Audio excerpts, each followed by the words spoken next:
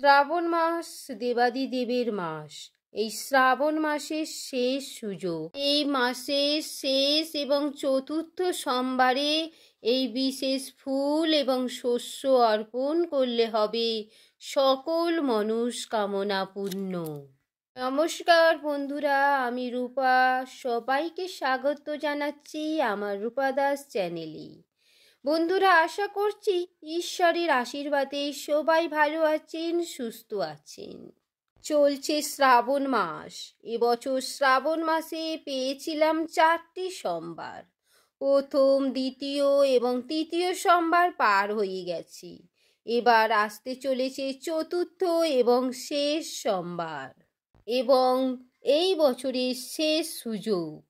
শ্রাবণ মাসের চতুর্থ সোমবারে দেবাদিদেবের নামে পূজা অবশ্যই দেবে।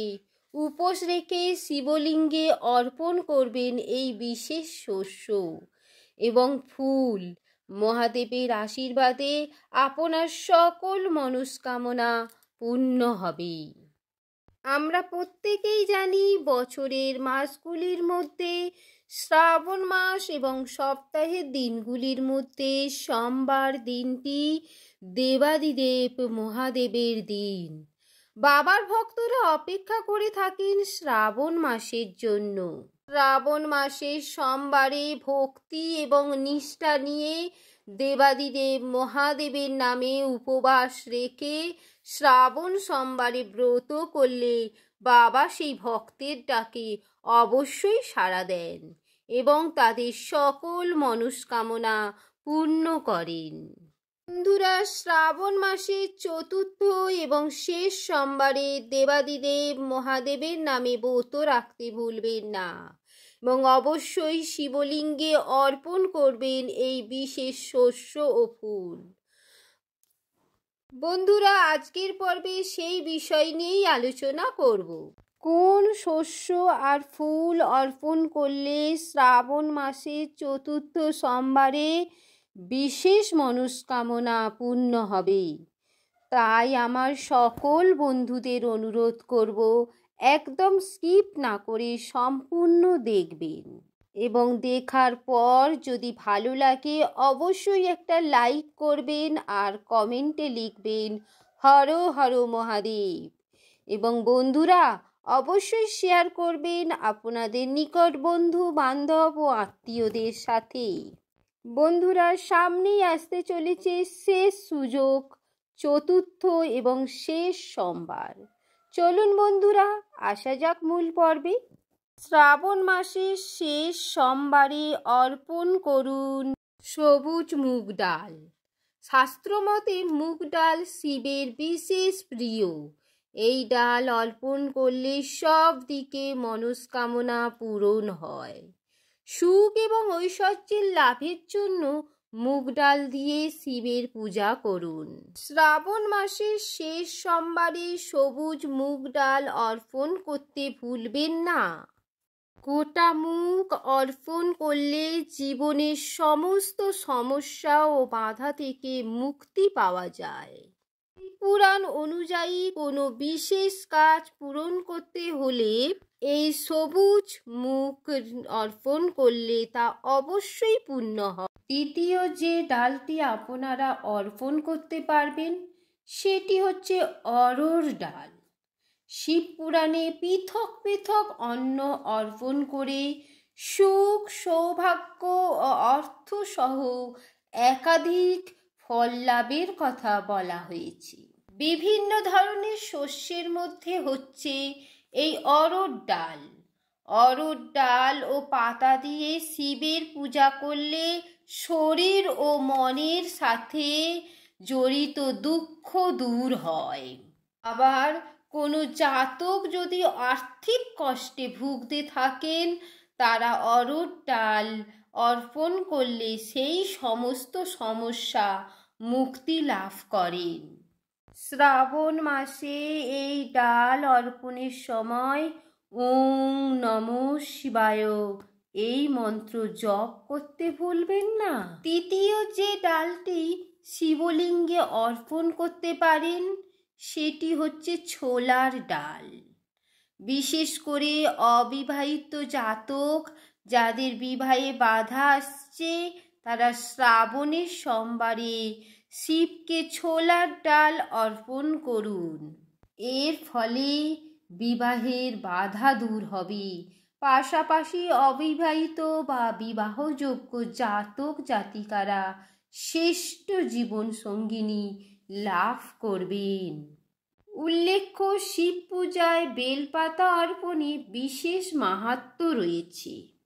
এর ফলে সমস্ত পাপনাশ এবং প্রীতি ঐশ্বর্য ও বৈভব লাভ করতে পারি।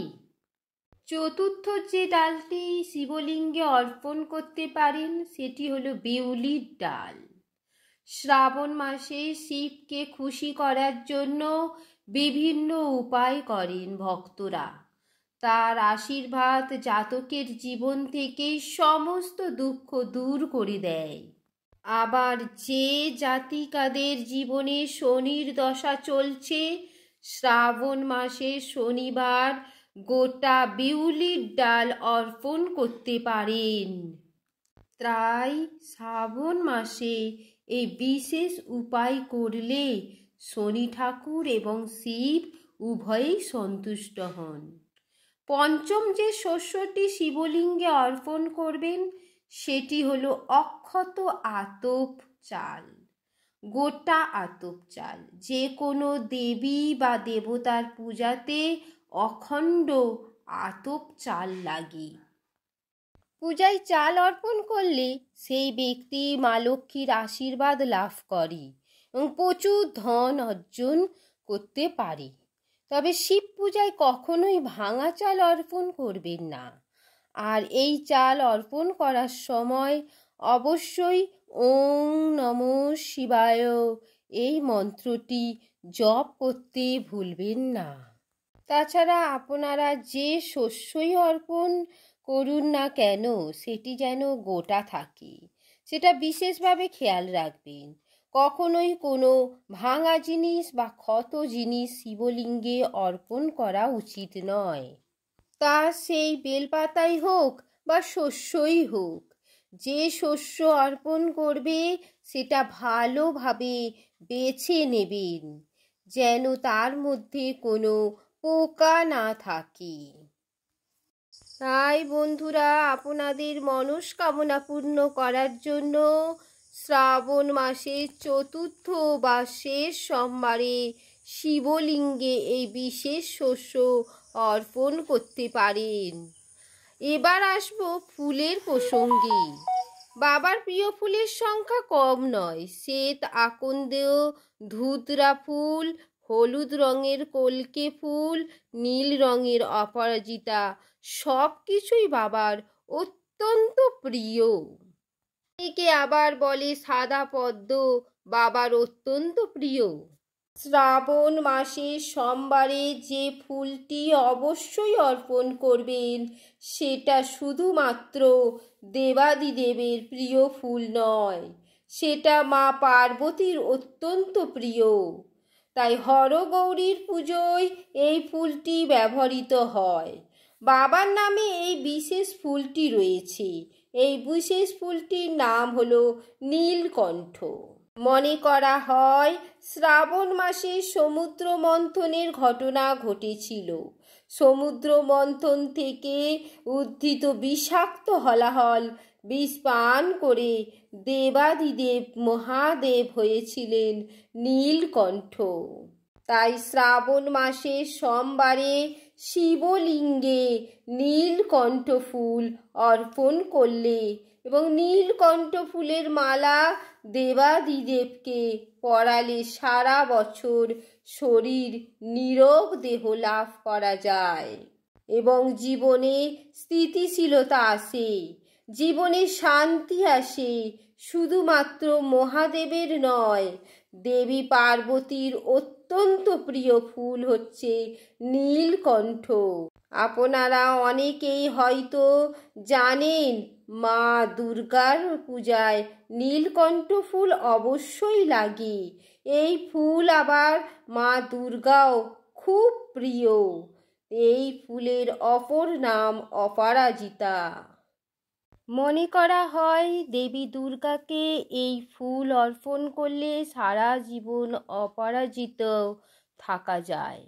কেউ আপনাকে পরাজিত করতে পারবে না। তাই শ্রাবণ মাসের চতুর্থ ও শেষ সোমবারে শুধুমাত্র মহাদেবের নয়, আপনারা হরগৌরীর পূজা করুন, শিব পার্বতীর পূজা করুন এবং অবশ্যই শিবলিঙ্গে বা মাতা পার্বতীর কাছে নীল রঙের অপরাজিতা ফুল অর্পণ করুন। এর ফলে জীবনে যাবতীয় সমস্যার সমাধান হবে। মাতা পার্বতী ও দেবাদিদেবের আশীর্বাদে জীবনের বাধা বিপত্তি থেকে মুক্ত হয়ে জীবনে অপরাজিত হতে পারবেন। যদি আপনারা শ্রাবণ মাসে এই নীলকণ্ঠ ফুল শিবলিঙ্গে অর্পণ না করে থাকেন, তাহলে শ্রাবণ মাসের চতুর্থ এবং শেষ সোমবারে অবশ্যই শিবলিঙ্গে এই ফুল অর্পণ করুন। তবে দেখে নেবেন যেন ফুটো ফাটা নরম ফুল না হয়। তাছাড়া বাবার অত্যন্ত প্রিয় ফুল হচ্ছে ধুতরা ফুল আর শ্বেত রঙের আকন্দ। এইগুলি অর্পণ করতে পারেন শ্রাবণ মাসের শেষ সোমবারে। তবে বাবার সর্বাধিক যে ফুলটি প্রিয় সেটি হলো বেল গাছের ফুল। বেল গাছের ফল যেমন প্রিয়, বেল পাতা যেমন প্রিয়, তেমনি এই ফুল বাবার খুব প্রিয়। তবে এই ফুল পাওয়া দুর্লভ, বাজারে পয়সা দিয়ে আপনি কিনতে পাবেন না। তবে যদি কোথাও জোগাড় করতে পারেন তাহলে শ্রাবণ মাসের শেষ সোমবারে শিবলিঙ্গে বেল গাছের ফুল অর্পণ করুন। এতে দেবাদিদেব কৃতি হন। বেল ফুলে হচ্ছে মাতা পার্বতীর বাস। তাই বন্ধুরা, শ্রাবণ মাসের শেষ সোমবার চতুর্থ সোমবার এই কাজগুলি অবশ্যই করুন। আজকের পর্বটি আমি এখানেই শেষ করছি। আশা করছি আজকের ভিডিওটি আপনাদের ভালো লাগবে এবং একটু হলেও আপনাদের কাজে লাগবে। ভিডিওটি ভালো লাগলে অবশ্যই লাইক, কমেন্ট ও শেয়ার করবেন। আর যদি চ্যানেলে নতুন হন তাহলে অবশ্যই চ্যানেলটিকে সাবস্ক্রাইব করবেন।